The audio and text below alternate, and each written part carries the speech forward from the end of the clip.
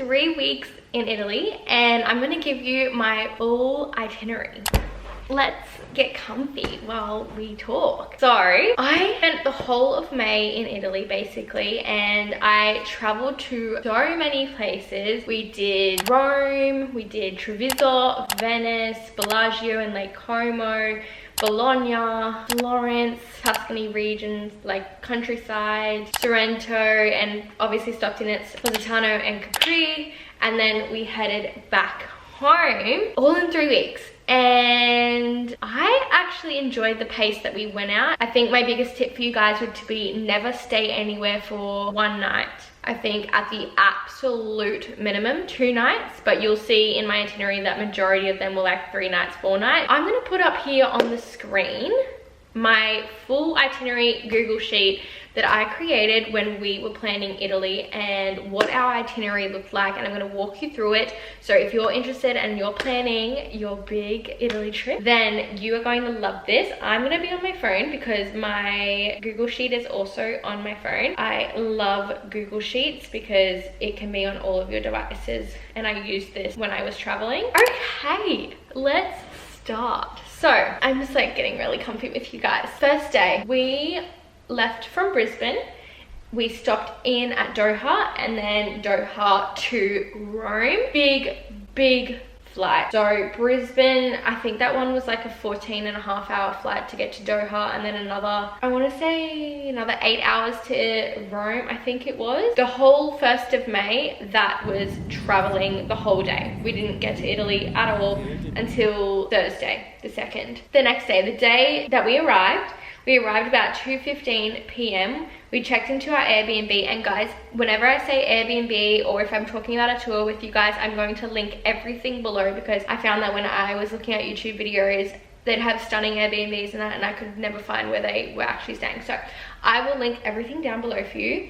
Airbnbs, we just went for a walk just to get ourselves a grasp. And then we straight up had dinner and went to bed because I was so tired, so jet lagged, that I just needed to get into bed. So I nearly fell asleep at the dinner table. So we had dinner and got home. Next day, we had the Colosseum tour booked. And it wasn't a struggle to get up or anything like that. Like, I was pretty much ready to go. So we had the Colosseum booked at 8:45. Highly recommend to book in advance. It's very hard to get tickets, and I recommend booking direct with the actual website. It worked out for us, no issues at all. It actually started raining, so we had to run and find a cafe for lunch. So we got some food and stuff for lunch, and then we had a cooking class with Nonnas booked with Airbnb experiences. So we had to get a train. It was all like instructions, and the communication from the girls that we booked with were amazing. Everything was super easy, and then they picked us up from the train station and took us to where they lived, or like where the cooking class was. And this was like 10 out of 10, best experience, so much fun. The next day, actually I forgot, on our way, because we ended up walking that morning when we were going to the Colosseum. We walked to the Colosseum from our Airbnb. It was like a 20-minute walk, and on the way there we stopped in at the Trevi, and it was about, I want to say 6:30 a.m. Not a soul. I mean, there were people there, but it was not busy at all, and we got so many pictures. So that's when we saw the Trevi, and our Airbnb was near the Trevi fountain, so every time we walked home we were at the Trevi fountain, so no issues in seeing that at all. And then the next day we kind of got up, did some walking around, and then we had the Vatican tour booked at 2 p.m. and we did the whole Vatican tour, and then we had dinner, got home, packed up, because the next day we were heading off to Venice. Well, technically we stayed in Treviso, which is a small town out of kind of a little bit away from Venice, because that is where my nonno sort of grew up, in that sort of area. So that's where we wanted to visit. The next day, so we are now on the 5th of May, so Sunday, caught a train to Treviso straight from Rome, and we booked a lot of our trains in advance. Any that we could book, like our big traveling ones, we did. And we were actually worried this day because they were actually having a train strike, but luckily our big flight on the fast train, all of our fast trains we did with Trenitalia, except for one. I prefer Trenitalia over Italo, by the way, and also book it in advance. So much easier if you book it in advance. And then, so we got our train to, it was like Venezia Mestre, I think, was where we had to get off. And then we had to get another train from Mestre to Treviso, but that was cancelled. So we ended up just getting a taxi from Mestre to Treviso, and yes, it costed more. Yes, we lost our train ticket for that one, but that was like €4 or something, and we got to Treviso, so we were very, very lucky that it didn't affect us. Anyway, we got to the hotel, we just walked around Treviso, had a little look around, and we ended up stumbling upon a market, and it was so cute. Thank gosh we arrived on a Sunday, because it was a Sunday market, because it wasn't on any other day we were there, and it was so cute, and it just felt so small town and homey, and I loved that. And then we had dinner.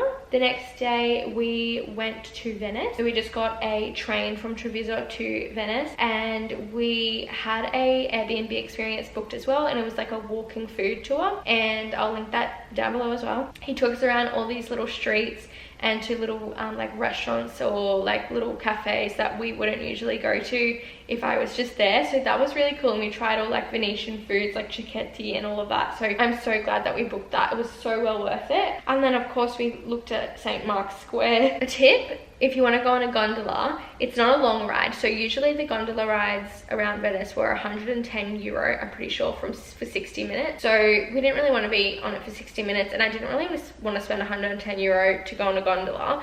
But they have like, they're almost like city ones, like public gondolas, because that's literally how they have to get around in Venice.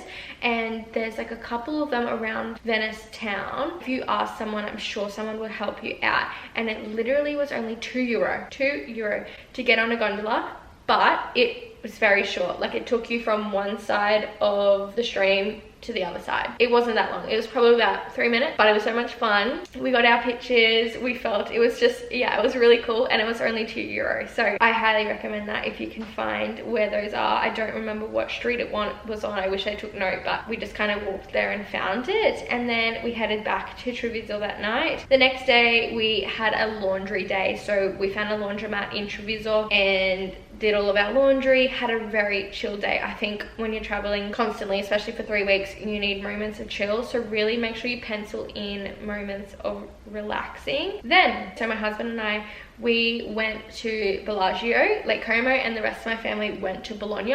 I really wanted to see Lake Como, and I am so glad that I did. Guys, if you are booking an Italy trip, you are booking Lake Como, and specifically Bellagio. Bellagio was my favorite of the trip, and it was, I can't even tell you, it was breathtaking. So if you're thinking, pondering, do it. It's an essential. It was a big trek to get there though, but we did it and it was fine. So we got a fast train from Treviso to Milan, and that was with Italo. And then we got another train from Milan to Verona, and then from Verona we got a ferry from Verona to Bellagio, and all 3 of those I booked before we left. So do that. Do not just wait around. Just know what times you're going and you'll be fine.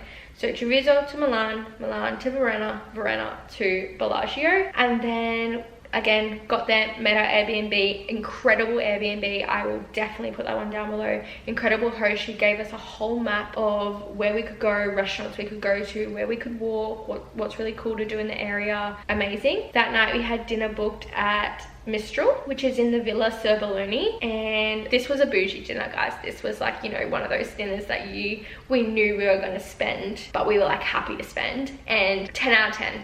It was the most bougiest luxe experience I have had, like, eating in my whole life, and it was so freaking cool. The view was amazing, the food was amazing, the customer service was amazing. Yeah, it was a 10 out of 10 experience, so I definitely recommend booking that. And just note that restaurants get typically busy in Italy around like 8 to 10 p.m, I would say. So we booked that in advance because we knew 100% that we wanted to go there. The next day we just spent walking around Bellagio, and we actually went to the gardens of Villa Melzi. I recommend that as well. Beautiful gardens. I think it was, I want to say €20 for 2. I don't remember the exact price, but it has these most stunning views, and the gardens were beautiful, and there was like these big villas on the walk, and yeah, there was so many like just picture perfect spots. Yeah, we loved walking through there. I just remember we went and got pizza after we saw the gardens, got some gelato, and then we had our final dinner in Como. I wish I stayed longer in Como. We stayed 2 nights there, and if I went back I would probably spend a good 4 or 5 nights. Then we were off to join our family back to Bologna. So we did everything we did but in reverse. So we got a ferry from Bellagio to Verona at 8:30 in the morning. Get there early, guys. Even though I bought a ferry ticket, this is for all ferries, even though I bought a ferry ticket, you have to be in the line. It's like first in, best dressed sort of situation. If you're not there, or if you're at the back of the line, you're on the next ferry. So get there, I would say, at least half an hour earlier, and then you're safe. And that's what we did, and I'm so glad that we did, because the signage for the ferries, she's not it. It's not great, okay? So definitely get there early for ferry. Bellagio to Verona, Verona to Milan, and then Milan to Bologna. This was a really big day for us. We got to Bologna, checked into our hotel, and then we had a Ferrari tour booked. So we had to get a train to Modena to get to our Ferrari booking. Yeah, we went through the museum, really cool. Boys had like an F1 simulation booked, so we did that, and then we had dinner in Bologna. Loved Bologna. I wish I could see a little bit more of that, because obviously we chose to spend time in Como, but Bologna was beautiful and the food was incredible. Following day, so we're now up to the 11th of May. Lots happened in 11 days, didn't it? So the next day we had, it's called the Italian Days food tour, and it was like an experience, and we went to 3 factories. If you saw my Bologna vlog, you'll know this was like the best tour that we had probably on the trip. It was so much fun. We went to the cheese factory, then we went to the balsamic vinegar factory. Amazing family organization.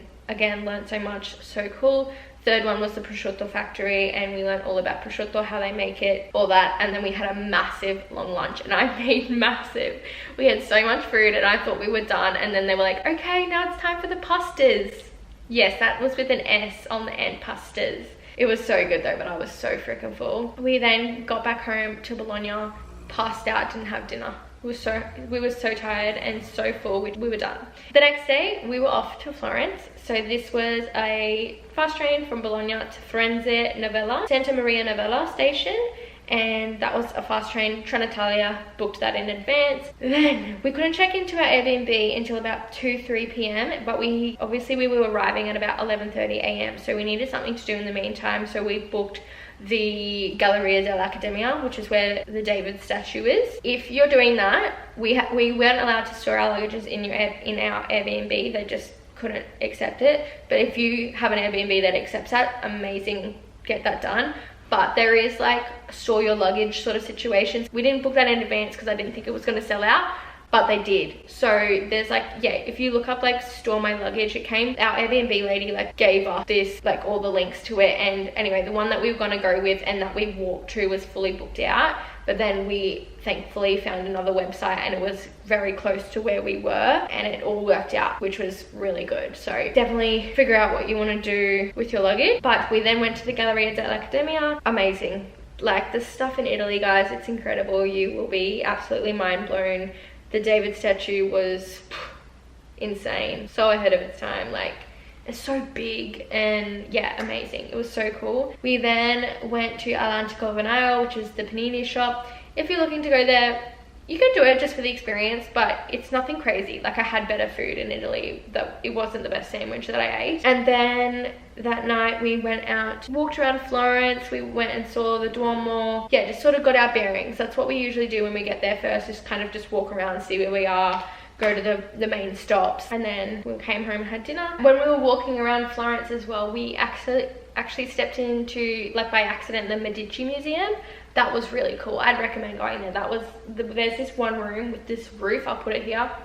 Insane. You need to see it in real life. So then the following day, we didn't have much planned except for my sister arriving in the afternoon. We went and stopped at the Ponte Vecchio and then also the Bobbly Gardens, and both of those were really cool. But if you saw my Florence vlog, if you're looking to do Bobbly Gardens, wear some good shoes. It's a big walk. It is a really big walk. And then we stopped in for lunch, which was incredible.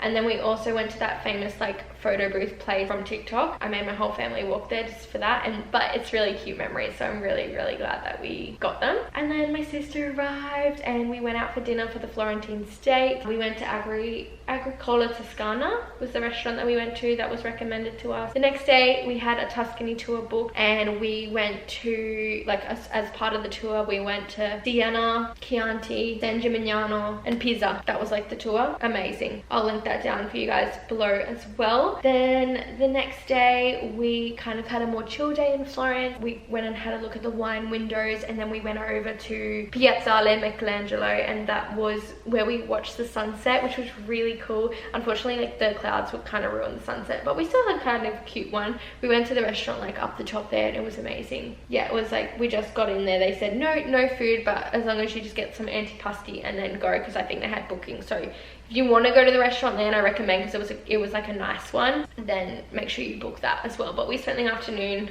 at the square and just like took photos, just admiring everything. And then the next day we had another experience booked, and it actually took us to Lucca. So we got a train to Lucca, which the Airbnb lady will 100% help you with as well, so don't stress about that. And it was the best food we ate the whole time. I think it was ingredients, I think organic farm, and how the lady cooked it, it was so intimate, so cute, and it was like on this amazing farm. I think they were doing they were olive farms, and we cooked, and we were just like in the Tuscany hills having a cooking class. Like, guys, that's the dream, isn't it? So we spent the day in Lucca, and then after that we had a Vespers book. We thought the best place to try the Vespers would be in a small town like Lucca, because it's not so busy. Like, you know, I couldn't even imagine doing it in Positano or in Sorrento or something like that. So we booked the Vespers, but if you saw my Florence vlog, I won't go into it, but we actually fell off the Vespa, and it was a whole thing. So if you want to know about, like, you can watch my Tuscany vlog. And then we went home, ate. Are you guys sick of me yet? Not done. The next day we were off to Sorrento, and we booked a private transfer from here on out. We didn't get any more trains. Oh, sorry, I lied to you. We went to Florence to Naples on a train, the fast train, Trenitalia, booked in advance, and then from there we got a private transfer from Naples to Sorrento, and from there on we had private transfers for the rest of the trip. We've heard crazy stories about the trains from Naples to Sorrento, so we're not on that. We got a private transfer, and it was easy because it was split between 6 people, so it didn't end up being that expensive for us. And we got there, we stopped in as part of like the tour, we stopped in at Pompeii. Guys, if you're thinking of going to Pompeii, 1, do it. 2, get a guided tour. If I went there without a guided tour, I would not appreciate it the way I appreciated it when the guy was telling us everything, because honestly it looks like not much. Like, it's beautiful, don't get me wrong, like there's so much history and you could fully see that, but the way he goes into depth about what everything was, that is when I could fully appreciate it. So we stopped in at Pompeii, and then the driver took us to Sorrento. I felt so good when we got to Sorrento because I was by the beach, and I felt I didn't feel like I was in Australia, but it was like a little bit of home, and it just felt nice being by the water. We stopped in at a spot for lunch, and it was to die for. Our Airbnb there was beautiful. Again, I will link it below. Just spent the time when we first got there walking around, getting our footing, seeing the marina, going to the beaches and all that. And there's an amazing crepe place that we went to, and good gelato again, guys. It's called Raki, up the top of Sorrento. It's like the main top street of Sorrento basically, and it's called Raki. So if you are looking for gelato in Sorrento, that's where you want to go, Raki. And then the following day we had a boat tour booked with Airbnb as well, and we were off to Capri. But the guy on the boat, we stopped in at all the different grottos: blue grotto, red grotto, white grotto. There were so many grottos. And then we also got to swim. It was freezing. It was freezing when we went, but it was so much fun, and I'd do that day over and over again. But yeah, we had an amazing time on the boat. It was a private boat tour. And then we got to Capri, had a little time in Capri. Wasn't my favorite, to be honest. It was a little bit overrated. And then we got back on the boat and went back to Sorrento, had some gelato, walked around the street. And then the next day we got a private car to Positano, and we spent the day in Positano. Again, walking around, just chilling at the cafes, looking at the view. My sister rented one of the umbrellas for the day. It was like 40 euro or something like that, but bless her, because she had the best time. And then that night we went out to dinner at the famous lemon restaurant in Sorrento, and it's called, I don't want to botch this, but Ristorante o Paracchiano, something like that. And it was like a dinner in like a lemon farm, like a lemon garden. It was beautiful, and that was our last night all together. So it was really, really cute and really sweet, and the lemons were amazing, and the dinner was really good as well. And then the next day we got a private transfer all the way from Sorrento to Rome, well, to Fiumicino, which is like near the airport. We spent 2 nights in Fiumicino. I would probably only do 1 night if we did it again, because yeah, it was kind of a long time. There's not much to do in Fiumicino. But we just had dinner, chilled out, and then our Airbnb lady, the Airbnb there was really nice, really beautiful. And then our Airbnb lady took us to the airport for 20 euro the next day. Flew home back to Brisbane.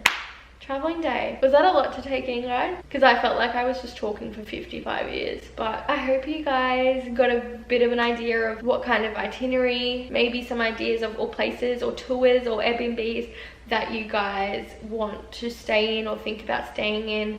That was my whole trip in a whole, but if you're looking to look at the individual areas, I've done vlogs on every separate location. They're already up on my channel, so if you want to go in and see us while we were there, I recommend watching my videos. But I just wanted to give you guys a video of a breakdown of my itinerary in case you're wondering trains and how we did it, how we got to certain places and things like that. And of course, if you have any questions at all, like seriously, if you have questions about trains, questions about tours, you know, anything like that, please pop them down in my comments. I would be more than happy to help you guys out. So that's it for today. I wanted to run you through my itinerary, and I'm excited for you guys for your trip to Italy.